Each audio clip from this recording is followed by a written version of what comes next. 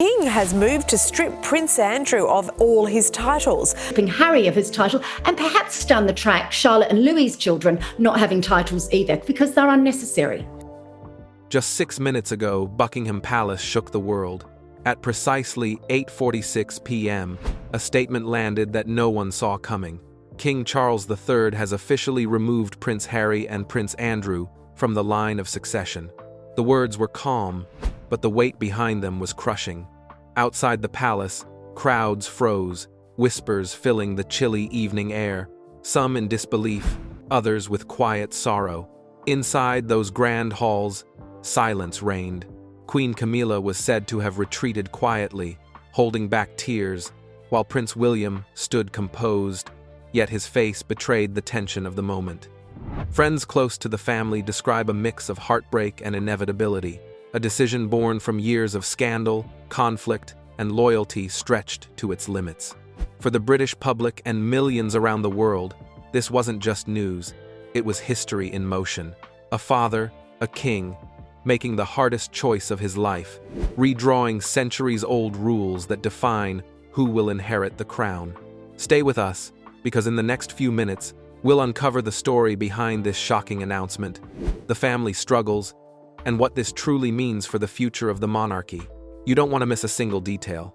The shocking announcement. It was a quiet October evening in London, the kind of night when even familiar streets seemed to hold their breath. Streetlights reflected off wet pavement, and the usual hum of the city felt muted, as if the world instinctively sensed that something monumental was about to happen. Then, at precisely 8:46 p.m., the calm shattered.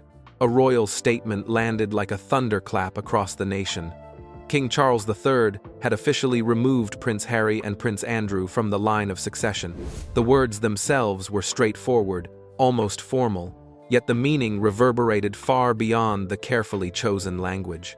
Centuries of tradition, centuries of expectation, seemed to shift in that single moment. Across London, people stopped in their tracks. Some were frozen in front of televisions, eyes wide and unblinking. Others whispered hurriedly to friends, or stared down at their phones in disbelief, trying to absorb what had just happened. A few were moved to tears not for the monarchy itself, but for the deeply human story behind the crowns, the sons and fathers caught in a painful struggle of duty versus family. Social media erupted instantly. Messages flooded platforms from every corner of the globe, debate, confusion, outrage, sympathy, all intertwining into a digital storm. Memes, videos, and reactions traveled faster than any news broadcast could, making it impossible for anyone to ignore the moment. Inside Buckingham Palace, the reality was quieter, heavier, and infinitely more complex. Sources say the corridors fell into near silence as the statement circulated among senior aides and officials. Queen Camilla reportedly retreated to her private study, taking a moment to gather herself, while Prince William stood silently beside his father, his expression a mixture of grief, understanding, and resolve. Those closest to the royal family described the atmosphere as dense and almost suffocating, full of both sorrow and inevitability. No words could fully capture the weight that hung in the air. As the news settled, memories and flashbacks of past scandals and family conflicts surfaced almost immediately in the public consciousness. Andrew's controversies, from legal troubles to highly publicized accusations, came rushing back into headlines, reminding the world of the shadows that had long hovered over him. Meanwhile, Harry's distance from royal duties, his outspoken criticism, and his high-profile life abroad painted a portrait of tension that could no longer be ignored. The decision, while seemingly political, was intensely personal, a father weighing love, duty, and legacy, making a choice that would be remembered in history books for decades. Newsrooms across the globe scrambled to cover the unfolding story. Headlines blazed across screens. Royal line of succession redefined. Harry and Andrew cut from crown. King Charles makes historic decision. From London to New York, Sydney to Toronto, the coverage was relentless. Viewers couldn't look away, captivated by the sudden vulnerability of an institution that had always been viewed as untouchable and eternal. For many, the monarchy suddenly felt fragile, human, and heartbreakingly real. Even as journalists worked to contextualize the news, ordinary citizens shared their thoughts, fears, and emotions. Families gathered in living rooms, cafes paused their evening routines, and strangers debated on street corners. In a single announcement, the line between royalty and humanity blurred. The king's words were short, precise, and formal, but behind them lay decades of family tension, public pressure, and private heartbreak. For London, for Britain, and for millions around the world, the night had become unforgettable. The monarchy, centuries old and steadfast, had shown its most human side, yet vulnerable, emotional, and profoundly consequential. Behind the palace doors, from the outside, Buckingham Palace looked as if nothing had changed. The lamps glowed softly, the guards paced in a steady, familiar rhythm, and the night air was cool and still. To a passerby, it was a peaceful, ordinary October evening. But inside, the palace carried a very different story, one of tension, heartbreak, and decisions that would shake the foundation of centuries of tradition. Every corridor seemed to echo with whispers.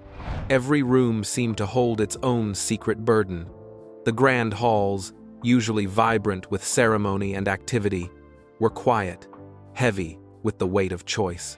In her private study, Queen Camilla reportedly sat alone, hands folded in her lap, eyes moving slowly across the portraits, lining the walls, images of kings and queens, princes and princesses, moments frozen in time. Friends and aides say she was tearful, yet composed, carrying an emotional burden that few could see. She understood the delicate balance between family and duty. Her compassion for her husband and the royal children battled constantly with the weight of responsibility she carried as queen. It was a delicate tightrope, empathy for her family on one side, loyalty to the crown on the other. The choice before her was both deeply personal and historically monumental. Prince William moved quietly through the palace corridors, almost like a shadow, listening far more than speaking. Observers describe him as calm, but there was an unmistakable calculation in his demeanor. Every word spoken, every movement of his father, was weighed and considered. William had long understood that the monarchy could not survive scandal and disloyalty without consequences. Yet this was not a theoretical lesson, it was painfully, personally real. The men he loved, the family he grew up with, were at the center of a decision that could never be undone. Every step through the marble halls seemed to carry that weight. King Charles III faced the most difficult moment of his reign. Those close to him describe long evenings spent in reflection, walking through the silent halls alone, rereading drafts of the statement that would soon go public. Every sentence, every phrase, was measured against its impact on family, on the monarchy, and on history itself. For decades, he had carried the burdens of both the crown and fatherhood. Now, those two responsibilities collided in a single, irreversible decision. The gravity of the choice was such that it left little room for error, and every moment of deliberation felt monumental. The discussions leading to the announcement were far from simple. Advisors debated timing, wording, and the potential reactions of the public. Every detail mattered. How would it appear on television screens across the world? How would journalists frame the story? How would the royal family be perceived in the eyes of their subjects and the global audience? Camilla pushed for language that softened the blow, ensuring that no word could seem unnecessarily harsh or cruel. William, ever pragmatic, argued for clarity, insisting that a firm line was needed to protect the integrity and future of the monarchy. These debates stretched late into the night, sometimes spilling over into silent moments of contemplation when no one spoke at all. Even inside the palace, emotions ran deep and unspoken. Some aides whispered that the king's health had added urgency to the decision. Years of treatment and illness had reminded him that time was short, that the monarchy required stability beyond his own life. Each day felt like a reminder that the opportunity to act would not last forever. Decisions were made not in grand ceremonies or public declarations, but in quiet rooms, behind closed doors, with hushed voices carrying the weight of history. In that gilded, seemingly serene world, history was being rewritten. not with fanfare or pageantry, but in private deliberations, careful phrasing, and choices that would echo around the globe. Every gesture, every whispered word, every considered glance in those long halls of Buckingham Palace played a role in reshaping the royal family and the monarchy itself. That night, the palace was alive with tension, heartbreak, and the quiet understanding that the course of history had just shifted forever. Prince Andrew's fall. Prince Andrew's story was never meant to end this way, yet by 2025, the trajectory of his life seemed almost inevitable. Once celebrated for his naval service, admired for his royal duties, and regarded as a young prince destined to shine, Andrew's public image had slowly unraveled over the years. What began as whispers of missteps grew into headlines that refused to fade. Every scandal, every controversy, carved a deeper mark on his legacy. For the outside world, he had become a cautionary tale, once a figure of privilege and promise, now a symbol of scandal that the monarchy could no longer shield. The shadow of Jeffrey Epstein followed him relentlessly. Court cases, accusations, and media scrutiny resurfaced constantly, haunting even the simplest of public appearances. Each article seemed to remind the world that Andrew's missteps were not private mistakes, they were public wounds, etched into the perception of the monarchy itself. Friends and aides described the strain within the palace as almost tangible. Andrew's presence was never neutral, it carried weight, a silent reminder that past choices had consequences far beyond private life. Every photograph, every interview, every statement was dissected and replayed endlessly in newsrooms and online forums. By the time he voluntarily stepped down from the Duke of York title earlier in October, the move should have been seen as a humble attempt at redemption, yet, to the public, it served more as confirmation of his fall. Even his staunchest supporters could not hide the truth. The hope for a full rehabilitation had faded. Royal insiders recall how quiet the halls felt after the announcement, with aides and staff moving carefully around him, as if every glance could reopen old wounds. The gesture, intended to repair some dignity, only highlighted how far Andrew had drifted from the respect and trust he once commanded. At Royal Lodge, where he had spent years trying to maintain a semblance of normalcy, Andrew's days grew long and reflective. He wandered through gardens that had once been a refuge for thought, sometimes stopping to stare at old journals, searching for answers, perhaps trying to reconcile a life of privilege with the isolation that had now defined him. His daughters, Princess Beatrice and Princess Eugenie, took on the impossible task of shielding him from the relentless media scrutiny. Yet, no matter how carefully they tried, the world's attention was unavoidable. Every misstep, every rumor, every past scandal was magnified, circulated, and debated endlessly online and in print. Social media became an unforgiving mirror, reflecting a man once revered, now scrutinized and almost haunted by the public gaze. Within the palace, removing Andrew from the line of succession was understood as far more than a procedural act. It was a symbolic gesture, one that carried immense weight in the eyes of the public. The monarchy, they knew, could not compromise on moral integrity, not even for a son of a king. For Charles, this decision represented the intersection of duty and personal pain. Advisors spoke of long meetings and careful consideration, yet no discussion could erase the fact that this choice was as personal as it was constitutional. Andrew's exclusion was meant to send a message. The crown valued ethics, stability, and accountability above legacy or favoritism. Behind the official statements, however, the personal toll on Andrew was profound. Those who visited him described a man altered by experience, quiet, almost ghost-like, moving through the world as if he carried a weight too heavy to fully express. The vibrant, confident prince of decades past had been replaced by a figure haunted by his own decisions and the unyielding scrutiny of the world. For his family, the moment was heartbreaking.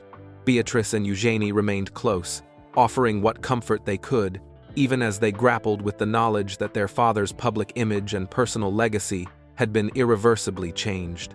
They are not complicit in what happened with their father and mother about those lies. This is an ideal opportunity to step back from those titles. They are not working members of the royal family. For King Charles, the decision to formally exclude Andrew from succession was as necessary as it was painful. It was a step to safeguard the monarchy, to protect future generations from scandal, and to send a clear signal that privilege could not excuse past mistakes. Yet for Charles personally, it was a father's grief made public watching a son's legacy crumble, knowing that love and duty were entwined in the harshest way possible. It was a moment of closure for the institution, but a moment of sorrow for the family, a reminder that even kings must balance heart with history. Prince Harry's distance and the struggle for reconciliation.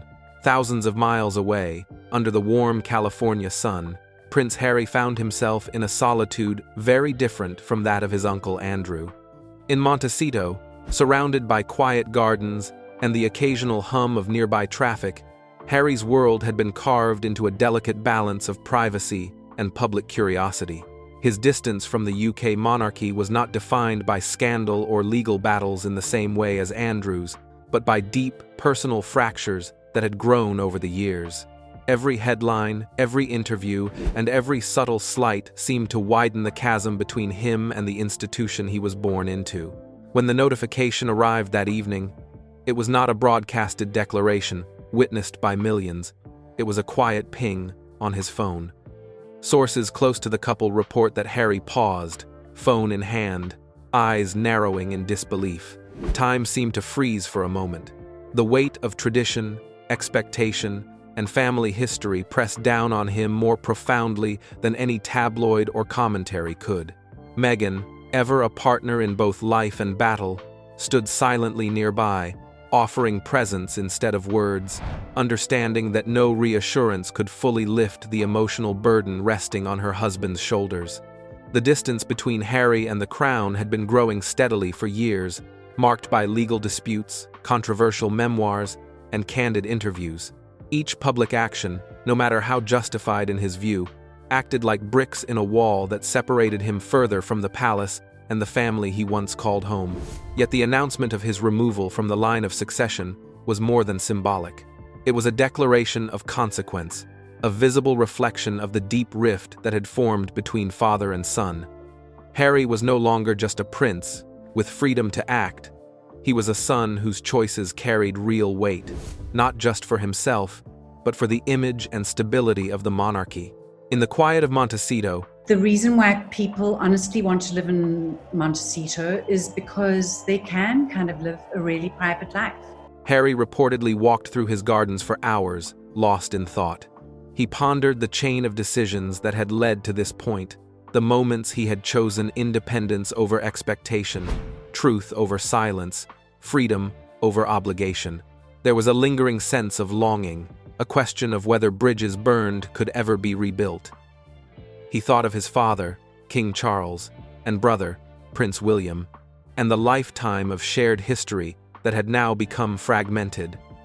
The distance was more than physical, it was emotional, layered with regret, stubbornness, and the complicated weight of loyalty. King Charles, meanwhile, faced a heartbreak only a parent could understand. Harry's removal from the line of succession was necessary to protect the monarchy's future, yet it came at the expense of family bonds. Within the palace, debates over phrasing and timing were intense. Camilla urged gentleness, seeking language that would preserve dignity and allow room for healing, while William, ever pragmatic, argued for clarity, ensuring there would be no ambiguity about the crown's expectations. The king had to navigate both sides, love for a son and duty to the institution that had defined his entire life. Every word in the statement, every carefully calculated pause, reflected the balance between parental grief and royal responsibility. Harry's story, unlike Andrew's, was not about public scandal. It was about estrangement, personal conviction, and heartbreak. It demonstrated that even the most privileged members of the monarchy were not immune to the struggles of family and identity. The world watched as the announcement made clear that the monarchy, often perceived as distant and untouchable, was also a family, grappling with loyalty, love, and human imperfection.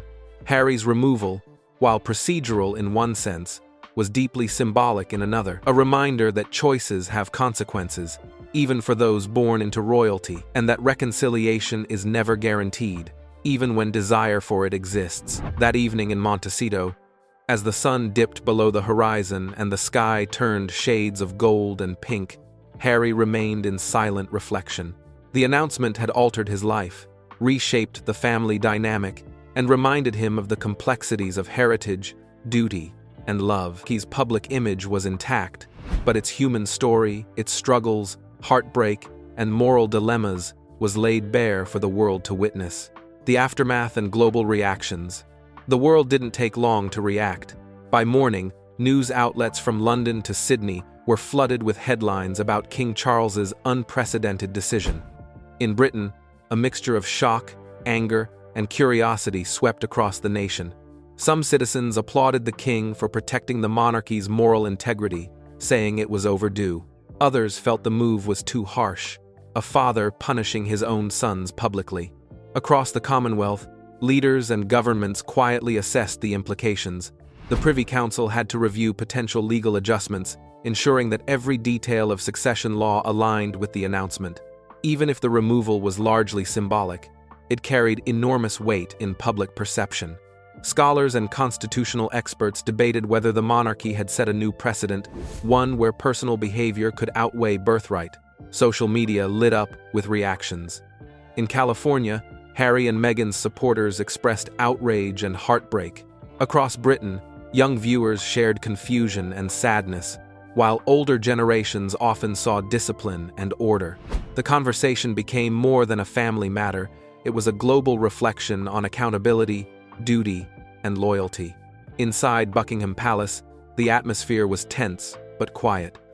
Queen Camilla remained composed, a steady presence beside her husband.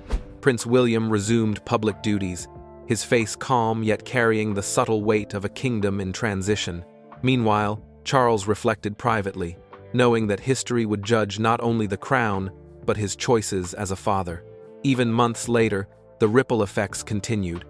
Public discussions about monarchy, morality, and responsibility persisted. Newspapers ran opinion pieces, television programs dissected the family dynamics, and historians debated the long-term consequences. The royal family, once seen as untouchable, had revealed its vulnerability.